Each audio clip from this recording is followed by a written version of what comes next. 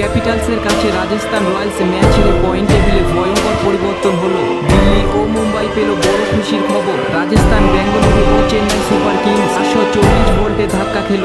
Delhi Capitals নিজেদের ঘরের মাঠে অরুণ জেটলি ক্রিকেট স্টেডিয়ামে রাজস্থান রয়্যালসকে হারানোর পর পয়েন্ট টেবিলের পুরো সমীকরণ বদলে গেল। রাজস্থান ও হায়দ্রাবাদ শুধু নয়, IPL এর বড় বড় দলগুলো প্লে অফ থেকে বাইরে যাওয়ার সময় হয়ে গিয়েছে।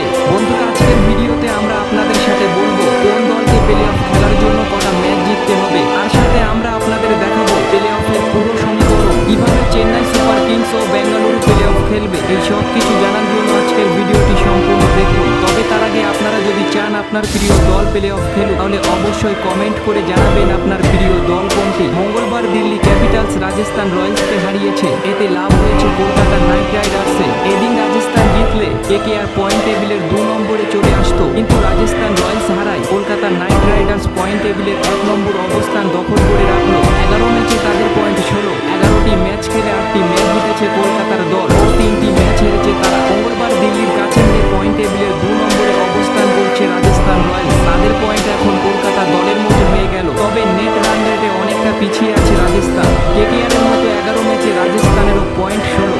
11টি ম্যাচের মধ্যে 8টি ম্যাচ জিতেছে সঞ্জু স্যামসংরা, 3টি ম্যাচ হেরেছে তারা। পয়েন্ট টেবিলের 3 নম্বরে অবস্থান করছে চেন্নাই সুপার কিংস। CSK মোট 11টি ম্যাচ খেলে 6টি ম্যাচ জিতেছে তারা ও 5টি ম্যাচ হেরেছে তারা, তাদের পয়েন্ট 12। সোমবার মুম্বাইয়ের কাছে হেরে সানরাইজার্স হায়দ্রাবাদ বড় ধাক্কা খেয়েছিল।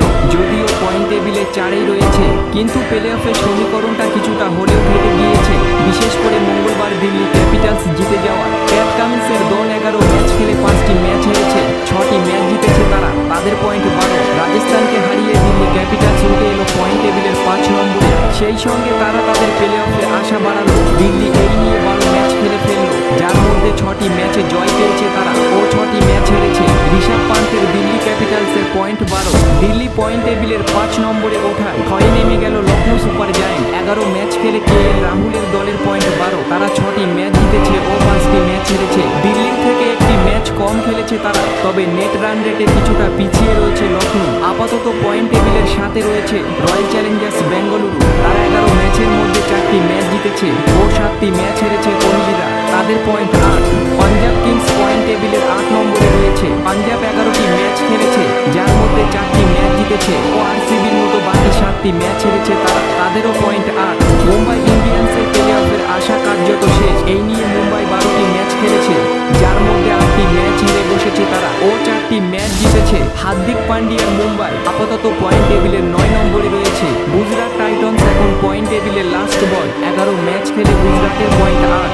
গুজরাট 4টি ম্যাচ জিতেছে ও 7টি ম্যাচ হেরেছে তারা। তো বন্ধুরা, এই ছিল 2024 IPL এর পয়েন্ট টেবিল। তো আপনাদের কি মনে হয় কোন 4টি দল প্লে অফ খেলবে?